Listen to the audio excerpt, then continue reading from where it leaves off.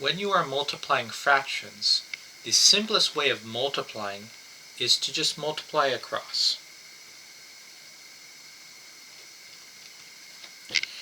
And so that means everything on the top gets multiplied and everything on the bottom gets multiplied.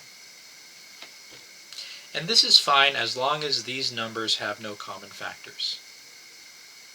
If they didn't have common factors, you would have to simplify afterwards, which again might be fine as long as the numbers are relatively small.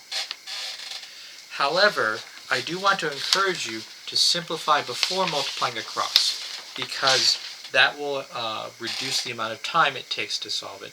If you're using just a calculator, your calculators sometimes automatically simplify it, so it doesn't really matter. However, don't want you to become too calculator dependent. So if I have something that looks like 7/12 times 8/21, anything on the top can cancel with anything on the bottom. So let's look at 7 and 21. 21 is a multiple of 7. That means I can cancel a factor of 7 in each of them. So 7 divided by 7 is 1. 21 divided by 7 is 3. 12 is not a multiple of 8, but they are both multiples of 4. 4 times 2 is 8, so 8 divided by 4 is 2. 12 is a multiple of 4. 12 divided by 4 is 3.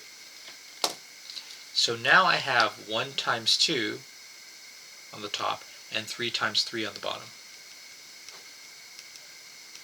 And there are no common factors, and so now I can just multiply across. Had I not multiplied across, or had I not simplified before multiplying across, this would have been 56 divided by 252. Which, yes, you can simplify, although it may be tricky to visualize what the factors are. You might be stuck dividing by 2 on the top and the bottom,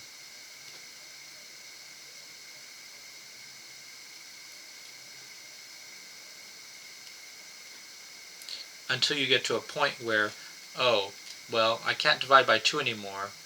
Does 3 work? No. 1 plus 4 doesn't equal a multiple of 3. 5 doesn't work. Does 7 work? Yes, these are both multiples of 7. Divide the top and bottom by 7, end up with 2 9s. That's a lot more labor intensive. There are plenty of opportunities for mistakes. It is actually easier to simplify when the numbers are smaller.